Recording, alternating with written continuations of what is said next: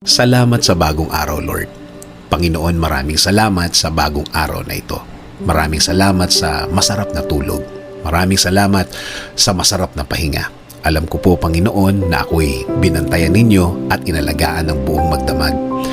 Haharapin ko po, Lord, ang araw na ito na puno ng pag-asa sa aking puso't isipan, sa aking buong pagkatao, sa aking buong araw ngayon.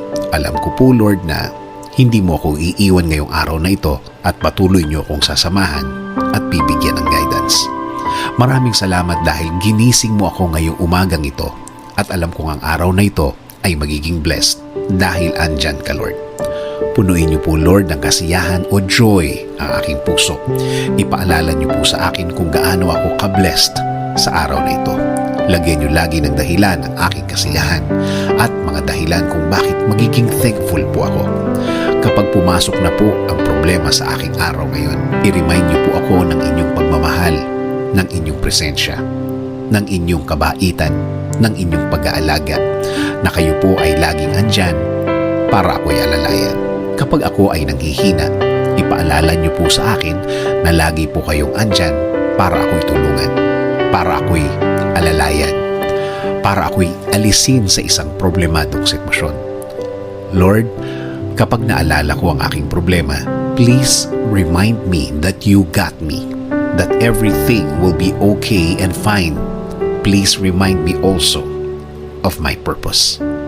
Kung bakit ako nasa mundo, kung bakit ako nabuhay, kung bakit ako andito para sa araw-araw, para paglingkuran kayo at mahalin. Kasama na ang mga nagmamahal sa akin at nagpapahalaga na kayo pa din ang dapat masunod sa aming buhay. Naniniwala kami sa inyong plano na lahat-lahat na gusto niyong gawin sa amin ay makakabuti sa amin, na ang lahat ng plano ninyo ay makakabuti sa aking kinabukasan at kinabukasan ng aking pamilya. Lord, patuloy niyo pong pasukin ang aking buhay. Isinusuko ko na po sa inyo ang aking araw-araw, ang aking mga gagawin at aking mga plano. Patuloy niyo kaming bigyan ng guidance sa araw na ito at sa mga susunod.